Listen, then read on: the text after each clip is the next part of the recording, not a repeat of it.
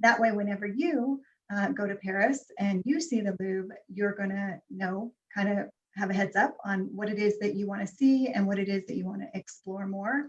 It is overwhelming at first because it's huge. And I'm not an art major, but I was traveling with another faculty member that she teaches art. And so luckily she knew how to navigate it, but it's huge, huge, huge, enormous museum. So I kind of just want to tell you about the history a little bit about how it's organized, and then we'll do some virtual touring within that. Does that sound good? Okay, all right. So let's go ahead and start off with the first slide. Sorry, guys. Okay, so the Louvre Museum, which is in Paris, France. Okay, so this is the layout of the Louvre. There's a major river that runs through Paris called the Seine River. So the Louvre is right next to the Seine River, as is the Notre Dame Cathedral is also by the Seine River. It was originally built as a garrison and a prison. It was actually not for royalties. Royalties were not designed to live in it. It was for prisoners, and it was for a fortress to kind of hold out marauders and to protect the city of Paris. So that was its original use. And through the centuries, it grew and it grew and it grew. So the first medieval fortress, which actually even had a moat and it had turrets, I mean, it was medieval architecture. And it was actually over here by the Sully. So that huge fortress was over here and the moat was over here. So it was like about a quarter of the size of this building as it currently stands. That got knocked down eventually.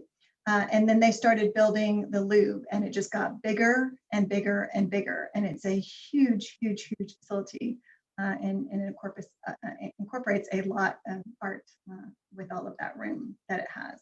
Okay, so I'm going to show you a video that's kind of like short, it's a few minutes long, but it kind of gives you how the museum built up and built up and built up.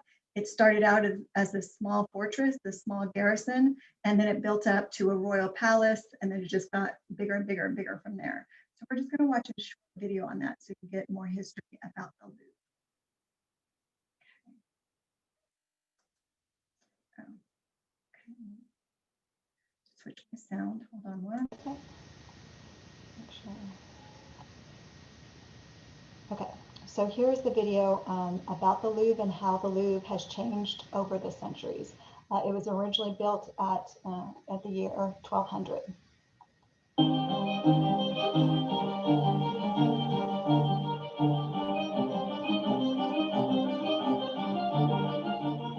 From a medieval fortress to an art museum, the Louvre Palace has undergone 8 centuries of architectural transformation, making it an embodiment of French history. In the Middle Ages, to protect the city, King Philippe Auguste built a square defensive fortress between the Seine and the walls of Paris. 1.5 centuries later, in the heart of the city now enclosed by a new outer wall, the Louvre fortress was converted into a royal residence by King Charles V. Francois I used the castle as his main residence, but it was his son, Henri II, who had the first wing of the modern palace built, which would become a prime example of the French Renaissance style. When Henri II died, his widow, Catherine de' Medici, started building and designing the Tuileries Palace and its gardens for her personal use outside the city walls. King Henri IV had the Grande Galerie built on the waterfront to join the Louvre to the Tuileries Palace. At 460 meters, it was the longest building ever seen in Paris, and the first milestone of an ambitious project that would continue under his successors. At the beginning of his reign, Louis XIV had the Cour Carrée made to its current dimensions, and extended the Tuileries Palace, where he lived before leaving the Louvre to move permanently to the Château de Versailles. The Tuileries was used as the seat of power during the... Are y'all able to hear? I got one chat that you can't hear it. Can you hear it or no? Sorry, Susanna, can you raise the volume? Okay, that's really high. That's interesting. So you couldn't hear it at all? Let me look at my sound. No. Can you guys hear it? No. Mm-mm. You cannot, you can't hear anything anymore. Okay, I'm gonna switch to internal microphone and There, you can do that. Do that and see if that helps. Okay, let's start this over again. And I'll check the chats to see if you still can't hear, or you let me know if you can't hear, Maria.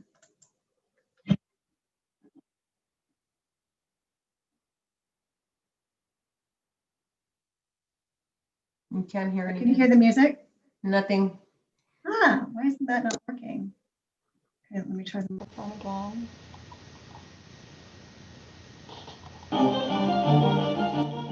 From a medieval fortress to an art museum, the Louvre Palace Okay, has it's working. Yes. Okay, good. undergone 8 centuries of architectural transformation, making it an embodiment of French history. In the Middle Ages, to protect the city, King Philippe Auguste built a square defensive fortress between the Seine and the walls of Paris. 1.5 centuries later, in the heart of the city, the fortress was converted into a royal residence by King Charles V. Francois I used the castle as but it was It's really low again, Susanna. who had the first wing of the modern palace. Okay, I think I picked it first. Okay, with both sounds, this is the highest I can get it, so I'll try again.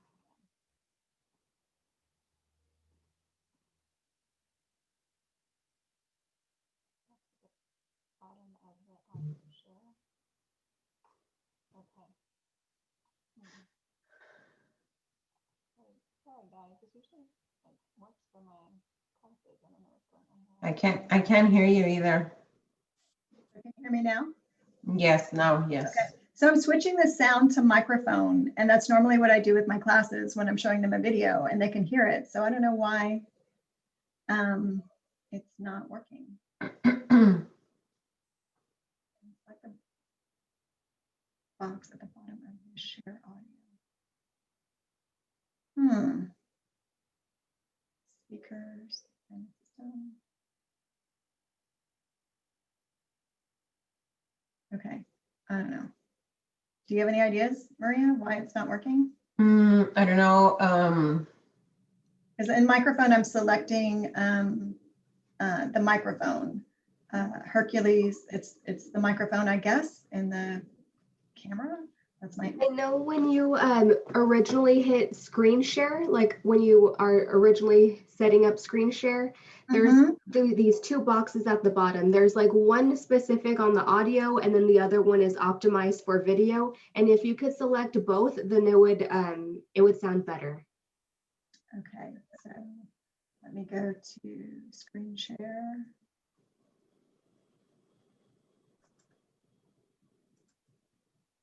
Okay, so on screen share, I click on share computer sound. Is that what you're saying? Yes, and optimize for video. Yeah. And optimize for video. Okay. Oh, I learned something new. Great. Okay, thanks. Perfect. Thanks, Lucia. No problem. Right. Thank you. Okay.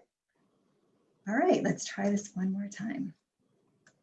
And tell me if you can't hear.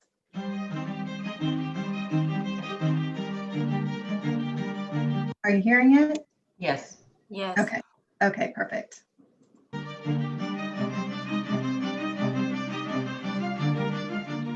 From a medieval fortress to an art museum, the Louvre Palace has undergone 8 centuries of architectural transformation, making it an embodiment of French history.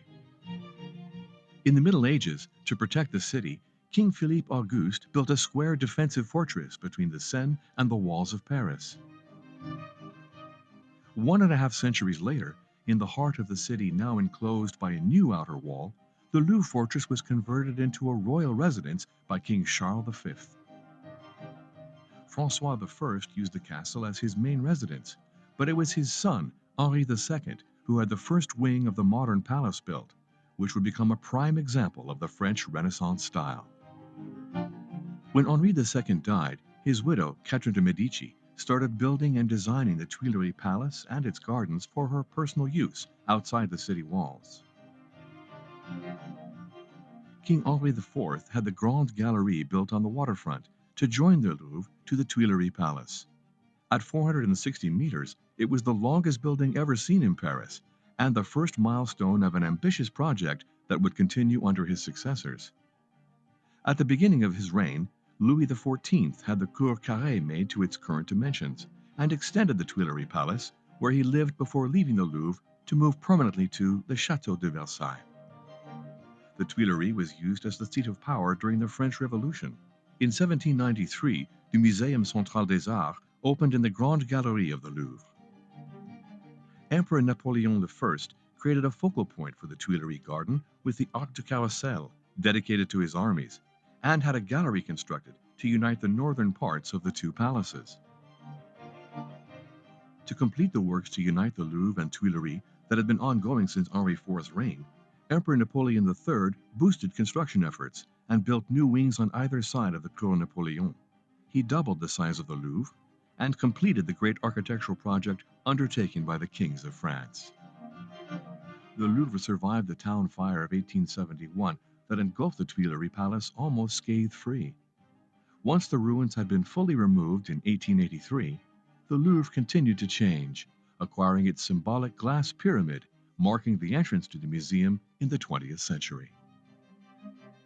Hey, okay. Can you guys hear me? Yes. Yes. Yes. Okay, so I'm not gonna mess with any microphones anymore, though. I'm gonna keep it just the way it is.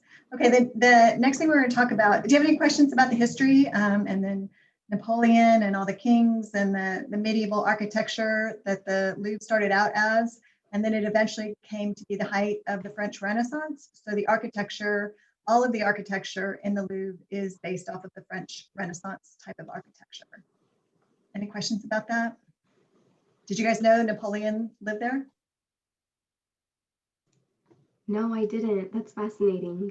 Yeah. So Napoleon had a huge hand in finishing off the rest of the Louvre. So the side of the Louvre that was away from the Seine River was completely empty, and he finished it off. So yeah, so Napoleon and Napoleon III both lived in the Louvre, which is pretty interesting. Okay, so the next thing I'm going to do is I'm just going to take you through the different floors of the Louvre so you can get an idea of what's on each of the floors. I kind of went to the Louvre kind of not knowing about how it was organized and what exhibits were where, and I think it would have been more beneficial to me if I would have researched that a little bit more before I went to the Louvre. Again, the Louvre is not something that you can see in one day. You have to spend at least 2 to 3 times before you can really understand and see all the artwork I see there. So we're just going to go over the floor plans and exactly what's on each floor plan. So this is level -2. So we're subterranean at this level. And here at level -2 is where you can see the original medieval fortress, the garrison that was built to protect Paris and to arrest anybody that was going against the Parisian civilization. So these stones were the actual stones that they used in 1200.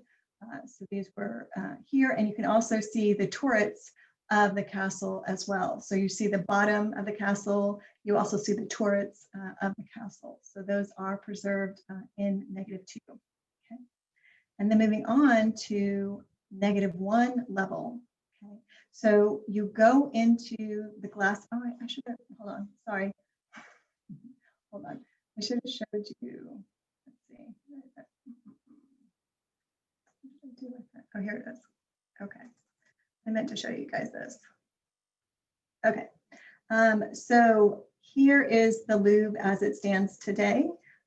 And you have one of these, this used to be an open foyer, and now it's covered in glass. And they have beautiful sculptures in both of these square quadrangles, you can call them. So they used to be open quadrangles like these are right here. And then later on, when they were building the glass pyramid, they also put the glass ceiling on both of these so they can house more artwork outside.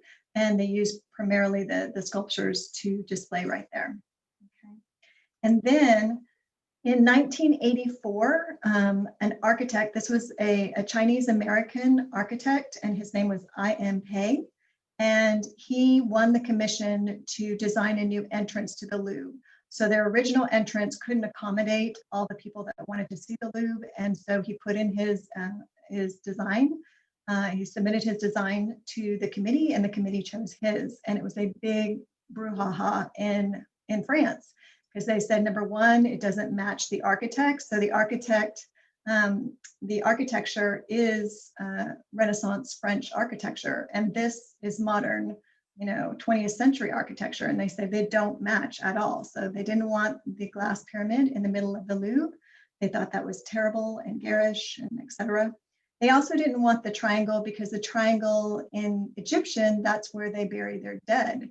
So they were like, the symbolism of a triangle is death, and we don't want that, to be the symbolic measure of the Louvre. So they had a lot of arguments back and forth within the French government about this proposal, and then it ended up passing and going through, and now it's beautiful, beautiful, beautiful. So now when you go into the Louvre, you go in through the glass pyramid. Okay, and as you go into the glass pyramid, you descend a spiral staircase into, it's kind of like an underground space where you get to all the different levels in the Louvre. So you go down, and then those tunnels lead you to the various areas in the Louvre. Okay, and they've got beautiful fountains all the way around the pyramid too, that are also triangular in shape, reflecting the shape of the triangle. Do you guys like the triangle idea, or do you think wasn't a great idea for the Louvre? What do you guys think about that?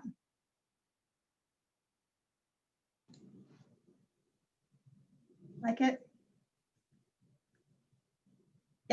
Yeah, I like it too. I think it's beautiful. And if you do go, you have to see it at night. So on some days they change them. Usually it's Tuesday and Wednesdays. They open until night when the sun goes down, and it is beautiful at night. They light it up at night, so it's gorgeous as well. So see it in the daytime, but also go back to the Louvre in the night, and it would be a really fun tour to do at the nighttime. Okay, back to where everything is. So as I was saying, you go in to the triangle, and the triangle leads you to these staircases, and each staircase will lead you to a different exhibit area. So if you go up these staircases, you're going to see French sculptures in this area. If you go up this staircase, it's going to lead you to Greek antiquities, so a bunch of beautiful marble Greek statues. And then if you keep on going back, it leads you to the pavilion, where you can also see more of the original garrison that was there. And then if you go up these staircases, it will lead you into sculptures of Europe. This was probably my favorite exhibit, and a lot of people don't know about it and don't go there. Again, this is down below. It's at the -1 level, but it was the Islamic art. Beautiful, beautiful, beautiful tapestry, beautiful music, mosaics, gorgeous colors. It was just beautiful.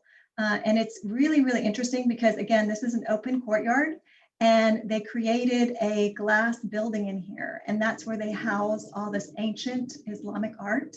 And I can tell you, it's just breathtaking right here. So don't miss that. If you go to the Louvre, you need to see that exhibit especially. And then over here, you have Near Eastern and Egyptian art, also gorgeous. And a lot of people don't know about this, or they don't think about it, and they don't visit it. And it really is something to see. It's fantastic. Okay, so that's -1. We're still underground. And then going to level 0. So level 0, you're at the level of the pyramid. Now we're at ground level. Okay, so we're at ground level now. The sculptures of France here, and then you have another Near Eastern antiquities over on this level. More Near Eastern antiquities. So you're talking about Sumeria and Sumerian art. Again, gorgeous, beautiful. This is a representation of the Sumerian art right here, just beautiful. And then you have a lot of Egyptian ancient statues here as well, which these two both represent that.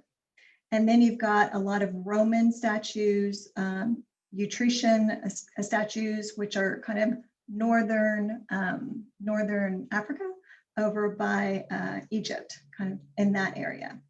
And then some more Roman antiquities. And then over here, I never went to this area. I only stayed in this part of the Louvre, but apparently they have oceans and African and Asian, Oceanic types of exhibits here. I never saw those. So that would be something to see too. And it's really far away. It's not really far away, but it's far away from the other exhibits. So, I didn't know about that. Had I looked at this map before I went, I would have definitely have checked that out as well. Okay. And then at level 1, this is the place where most people visit. They don't go down to those other 2 levels that we just saw. Most people just hang around these next 2 levels that I'm going to show you. So on level 1 over here, we've got decorative arts from Europe. We've got more Egyptian antiquities as well. Here is a super popular area here. You've got the French crown jewels, which are beautiful, all displayed here. Then you've got paintings of Italy, paintings in France, and then again, this area that I didn't go to, paintings in Spain, which would also be something to see. And then the final level is level 2.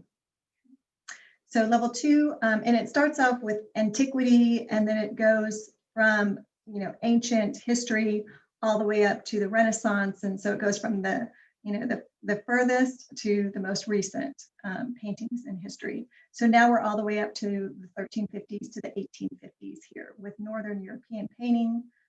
Again, we're further along in history as you go up the levels. So it starts out very ancient, and then it goes all the way until the Renaissance and even beyond the Renaissance. Okay, so paintings in France here. Okay, any questions before we start the tour? There are some questions in the chat. Oh, okay, I'll look at them. I'm so bad about chat, you guys. Okay, I think it's better to have something modern instead. Oh, yeah, we're talking about that. How does the Louvre compare to the Metropolitan in terms of size and exhaustiveness of exhibits? It's exhausting, I can tell you, it is very exhausting. The Metropolitan, it's larger than the Metropolitan, and it takes more time. So if you're going to go to the Louvre, definitely plan on spending at least 2 to 3 days. Otherwise, you're just going to exhaust yourself. It is so much to see, much more than the Metropolitan. So yeah, you got to give yourself a lot of time for the Louvre. Question, being so close to the Seine, is there problems with sea page on? Oh, no. Yeah, that's a good question. No, the engineers have taken care of that. There's no problem with it being so close to the river and having those basement floors. They've got those all sealed away. There's no leakages for sure. You want to protect those antiquities, but that was a good question. Okay, so this is just kind of a 360 view of the outside. And as you can see, people hang out in this courtyard area. It's beautiful. People love to take pictures. They have these little stands that you could stand on and put your hands, your finger out like you have it on the top of the pyramid. A ton of people do that. My students did that when I took them here too. But the courtyard is a really lovely place just to hang out and take pictures. Okay, so we're going to go to the Hall of Napoleon. Okay, so this is where you descend. That was that spiral staircase I was telling you guys about. And then you've got, it seems like, oh my gosh, that's like in the basement. That just seems like it's so depressing. And all that light coming from the pyramids just pours in, and it's just so beautiful. It makes the space warm. It makes it welcoming. Lovely. You would never have imagined that it would be like that. You would think that it would be just kind of dank since it's under the ground level, but actually it's really, really nice. And here you can see one of those staircases I was talking about that leads to a certain part of the museum. So you just kind of pick whichever staircase you want to ascend, and then you can go visit that wing of the museum. Okay. And they have little gift shops here, really cute gift shops. They have restaurants down here.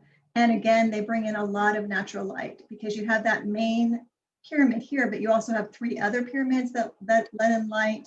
And so they make sure that it's bright and cheery and nice. Okay, usually the first thing that people kind of go in and see is the Roman antiquity wing. And I have to tell you that this was gorgeous. All of this was marble. I mean, you look at the inlay on the ceiling and the artistry.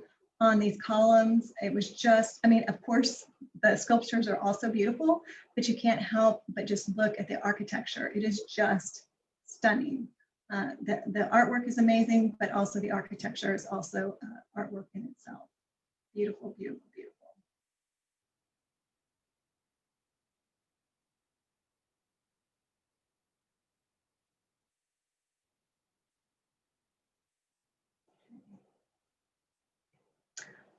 One of the most famous sculptures that is in the Louvre is called Winged Victory. And it's when you see it, you're like, oh yeah, I know what that is. But it is like on major display out in the Commons area. So you won't see it just among all these other sculptures. Winged Victory is got a stage all its own. Go there next. Okay, so here it is, you ascend the stairs and it's just bathed in light and it is so, so beautiful. It is gorgeous. And all these stairs are limestone and marble and just beautiful, beautiful, beautiful. So let's look at some pictures of Winged Victory.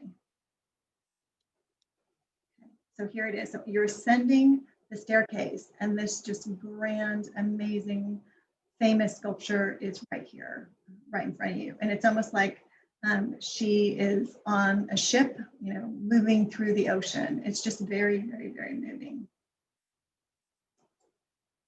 Here's another picture of that.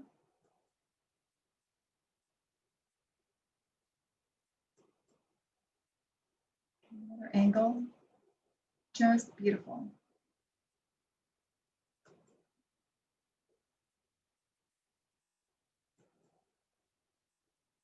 Okay, and yeah, you just ascend the staircase to the Winged Victory, and it's just a beautiful, beautiful thing to see.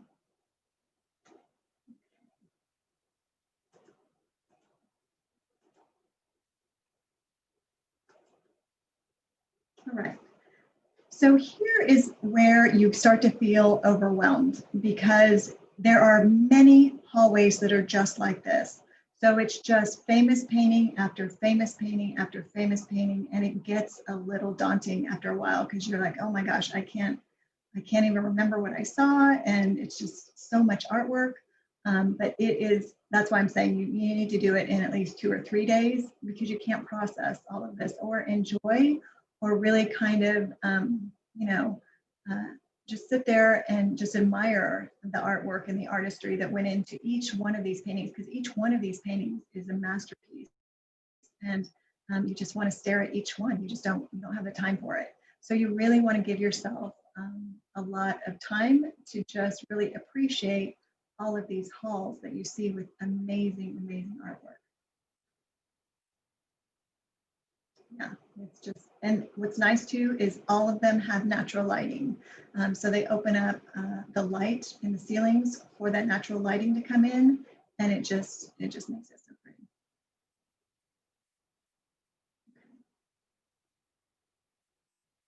And these paintings were painted in the Renaissance. So these were Renaissance era paintings. So we're looking at like 1500 to 1600. And these are all Italian. This is the Italian gallery.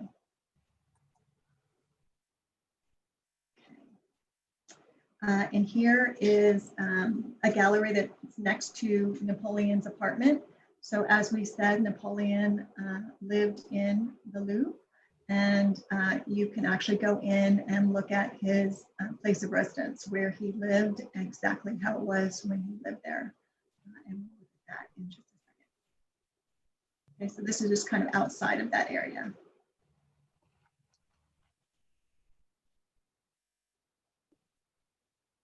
Again, beautiful sculptures, amazing, amazing paintings. You need a lot of time to process it.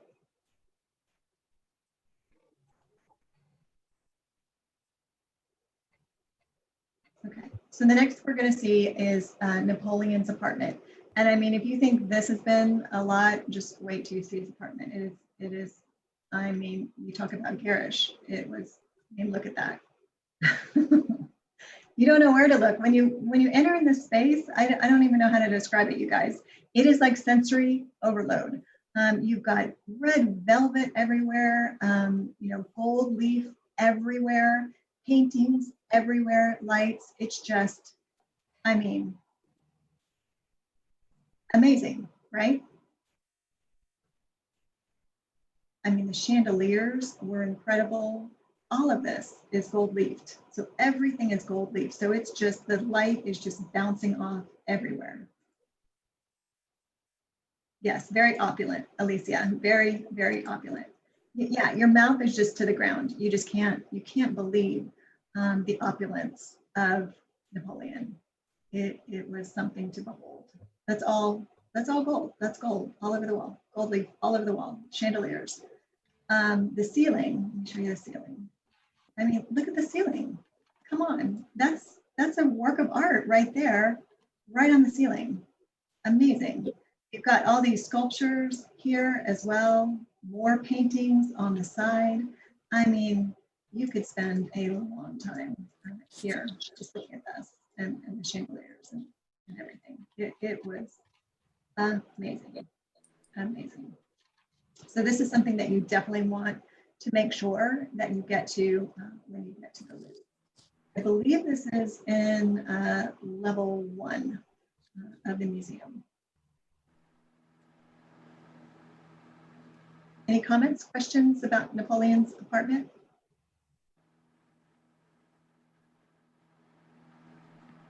Anything in the chat? Okay. So this is the courtyard I was telling you about. So this used to be an open courtyard, and then they built a glass ceiling so they could put works of art in this courtyard. So they've got beautiful, beautiful sculptures, and the light, the natural light just makes them come to life. The sculptures are beautiful within these courtyards. So there's 2 courtyards like this. And they're right next to each other. So you can go and see the different sculptures in both of the courtyards.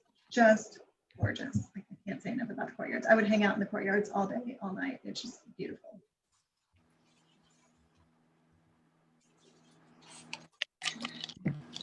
Those are the glass ceilings, and they have various sculptures all around. This wasn't my favorite courtyard. They didn't do a picture of my favorite courtyard, but the courtyard right next to it, that was my favorite. Just the sculptures in there were just amazing.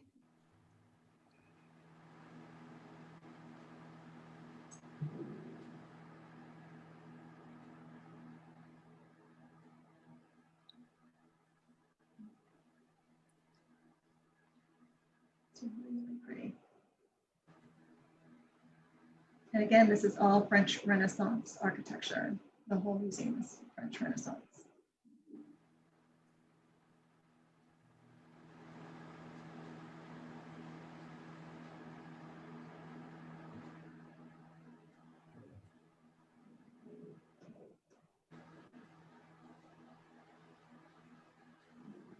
Just gorgeous, really pretty. Okay, now we're going on to the Tuileries. Okay, so the Tuileries was, that's in the movie or in the video, they were talking about Napoleon building his Victory Arc. And so he built the Victory Arc, and then he also created the gardens called the Tuileries. And you can tour, have lunch, visit the Tuileries. It's another beautiful park that's right outside the Louvre. You have to cross the street to get there, but it's very much worth it to go and see the Victory Arc, and then also visit the gardens as well. The gardens are beautiful and beautifully kept.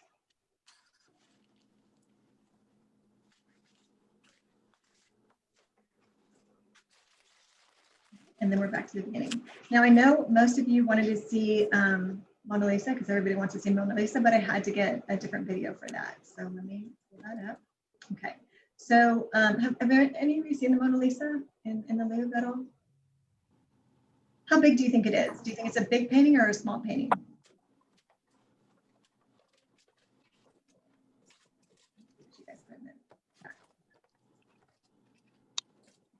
Yeah, it's tiny. It's tiny. So one of the smallest but most famous paintings is in the Louvre, and in that same room, the biggest painting is in. So you have the Mona Lisa on one side and the largest painting called the Wedding Feast on the other side of the room, and it's the largest. So you have this one of the smallest pieces of artwork, but most famous, and the largest pieces of artwork in the Louvre are in the same room.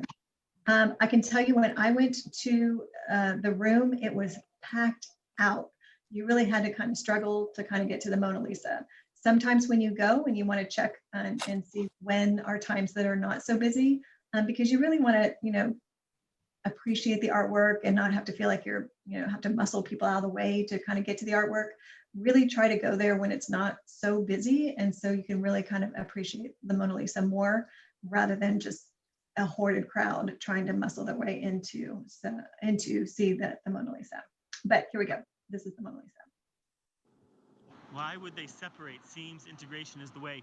You know why? It's because okay, so this is the room where the Mona Lisa is. This is the largest painting in the Louvre, and it's called the Wedding Feast, and it's a gorgeous, beautiful painting. So do not miss out on really enjoying that. And directly across from it is the Mona Lisa. So that's what all these people are doing right here. They had to make a decision whether to keep adding more and more social networks into integration. The other networks, other than Facebook and Twitter, were via the share button. And so they just decided to put all of the social networks on an equal basis on the share versus the integration. Because if they went the integration route, they would have to integrate all the other social networks as well. So it's just a little bit more work if you've ever shared out on Twitter from YouTube or elsewhere. It was very easy with the integration. All right, so this painting we're looking at here is the Wedding at Cana. So this is the painting depicts the first of 7 gospel miracles. This one namely being the transformation of water into wine. So we're gonna get up close so you guys can see all the detail in the painting. You see the bride and groom off to the left of the painting here. And in the center, of course, we have Jesus and the Virgin Mary. Let's get up close so you can see them a little bit better. You see the musicians. You see the guy examining his glass of wine, probably a little bit more than usual, since it was just water not too long before this snapshot was taken. And here you see the servants pouring the wine out of the water. It looks great. Okay, good. So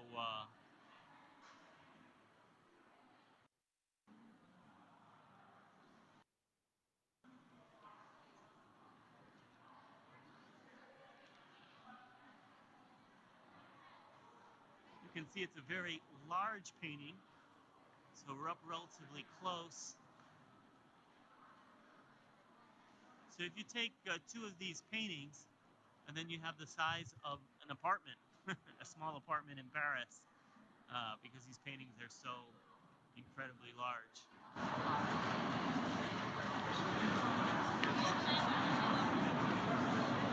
Hello, Nancy. Good to see you. We've got a couple of dogs in this painting. So this painting would have been very controversial. This was right around the time of the Inquisition.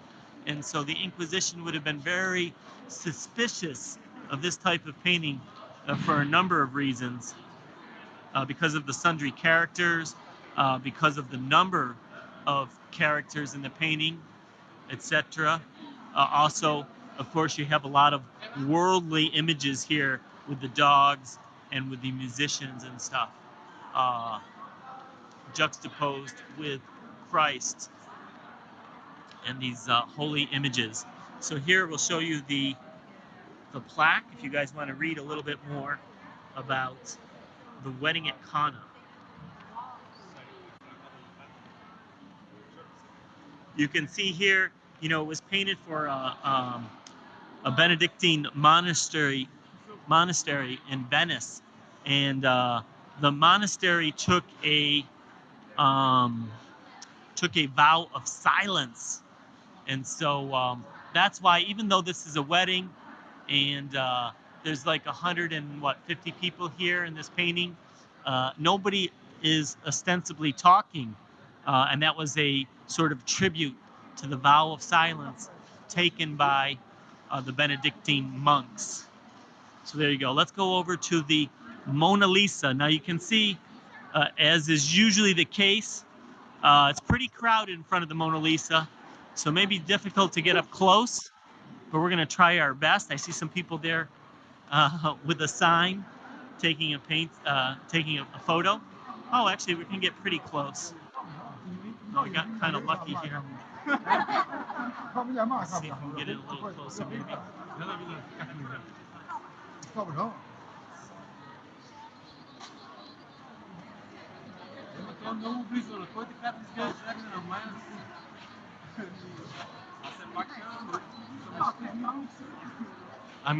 I don't know if I can zoom actually. Let's see. I can try. Yeah, I guess I can zoom.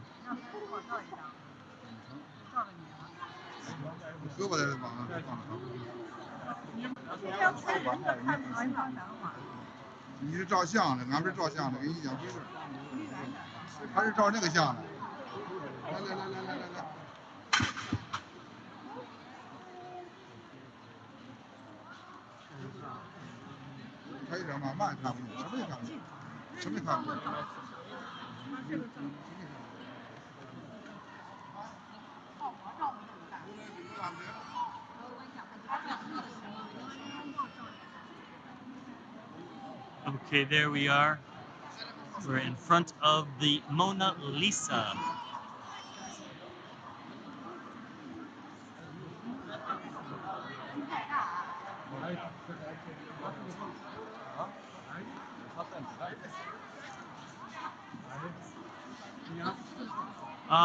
It's not super small. It's like half portrait size, basically. Yeah, a lot of people say it's much smaller than they thought.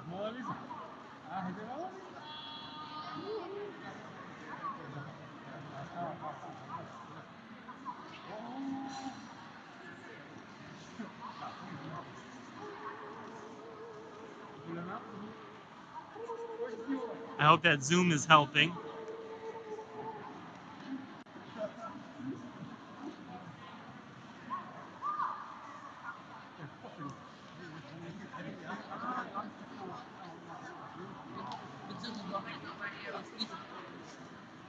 So you see how the eyes follow you as I move around?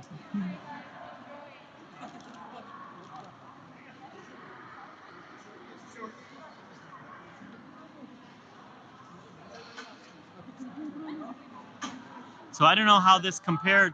I've done this on Periscope many times. Does anybody remember the periscopes of the Mona Lisa? How does the image of the Mona Lisa compare between Periscope and YouTube? I feel like we can see more detail here.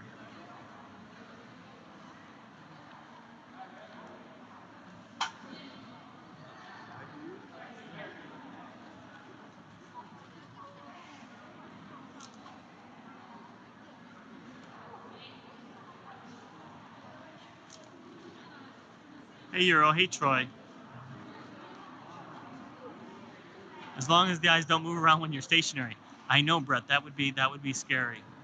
I think I've seen that in the Scooby-Doo film.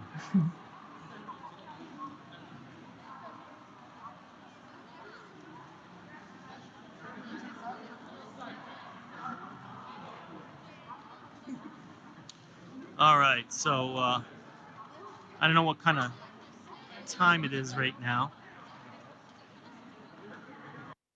Okay. Oops. 17:45 is the time. Bon, merci. Right, you're welcome. All right, so the museum's going to be closing in 15 minutes. What's your painting doing in Paris? Yeah, so let's take off the zoom for a second. Whoa. There you go. And let's move out of the way and let some other people in. All right. So we don't have a lot of time. So they're going to be closing in 15 minutes. So we should probably head towards the exit. If we're lucky, we'll have time to make it over to the Venus de Milo, but I don't think that's going to happen. I don't think that's going to happen.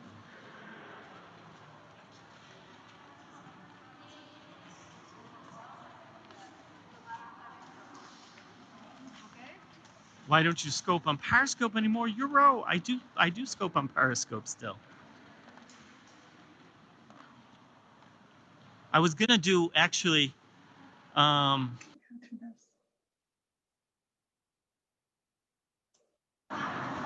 get an idea of the size of this place. It's amazing.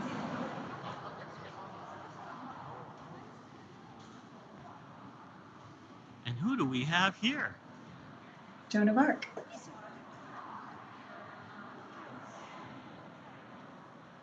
How come I'm broadcasting 480p instead of HD?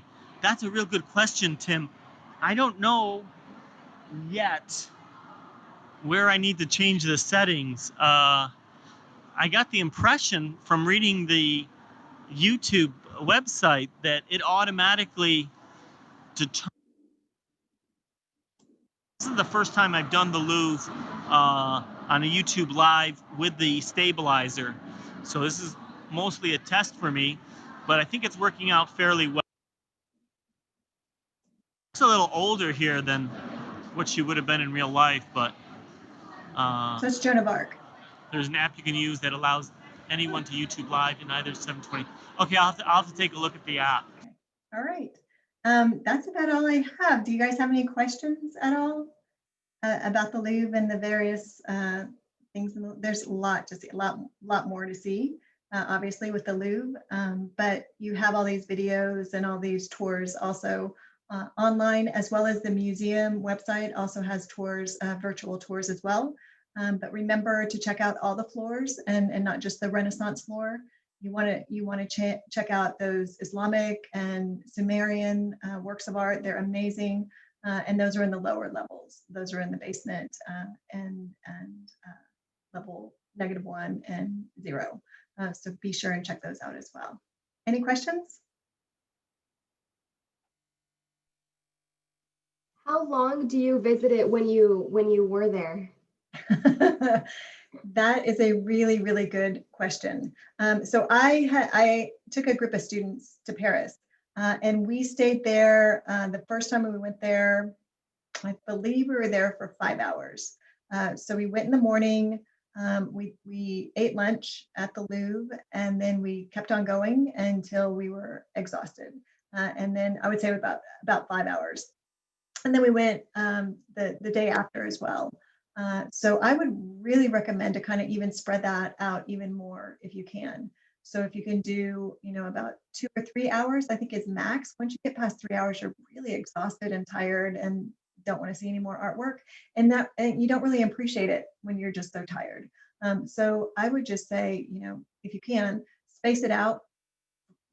3 or 4 visits into the museum and kind of really make a game plan about, okay, and this time, this is exactly the floor that we want to see. These are this is the artwork that we really want to pay attention to and really appreciate, and make a game plan for it before you just kind of go in and wander around and not know what you're doing or where you're going. And the maps really help you as well to kind of make that game plan. Good question. Yeah, spread it out as much as you can, spread it out. Any other questions? It looks like the main thing that is happening in the chat is, looks like people are just saying thank you so much. And yes, we do want to thank you so much, and we appreciate your time and knowledge. Let's see. Angela says the library, the NLC library has a large collection of videos on the Louvre. Oh, fantastic. Thank you for that information. Great. Okay, so we can go there to get that information. That's wonderful. Thank you for sharing that. Yeah, that's a great idea. I highly recommend doing your research before you go to the Louvre because it's so overwhelming, and I feel like a lot of the people that visit the Louvre don't really get the full experience because they don't even know what they're looking at. They're just kind of wandering around. And you don't want to do that. You really want to appreciate that amazing artwork and know a little bit about it before you go in and know the layout and know which area contains what artworks you really want to see. Perfect. And before anybody starts signing out, since we're towards the end, I just wanted to announce that for every single International Education Week event, we are going to have we're picking a random participant to win an international snack box. And Rob, where did you go? Rob Vaughn, you have won this box. So congratulations. Hey, way to go, Rob. That's wonderful. Good job. Congratulations. Anybody else have any questions? Everybody's saying congratulations. Congratulations. Right. Yeah, it's beautiful. The Louvre is beautiful. The Seine River is beautiful. Paris is beautiful. So yeah, I hope all of you get a chance to go because it really is an amazing experience. Definitely on my bucket list. I'm sure everybody adds this to their bucket list now. Good, good, Alicia. Get that on your bucket list. High up there on your bucket list. Yes. All right. All Thank right. you. Well, thank you all so much for attending. Thank you so much, Professor Borowski, for doing this. We definitely Absolutely. I appreciate, I loved getting this together. It was a lot of fun. And I hope it's inspired some of you to make a trip out there to Paris when COVID's over. But hopefully you'll make that a priority. I hope so. Yes, and if any of you are also interested in seeing the benefits of study abroad or just learning a little bit more about study abroad, we are having another session, our last session, and it is going to be over celebrating our 10 years of study abroad. So that's going to be a recording of what we did back in August, and that's at 3 p.m. today. So just go on our website, alamo.edu/IEW, and you'll find out how to register with that. Wonderful, wonderful. Thank you, Alicia. Thank you, Maria. Appreciate you guys. Thank you. Y'all have a wonderful day. Thank you. You too. Bonjour.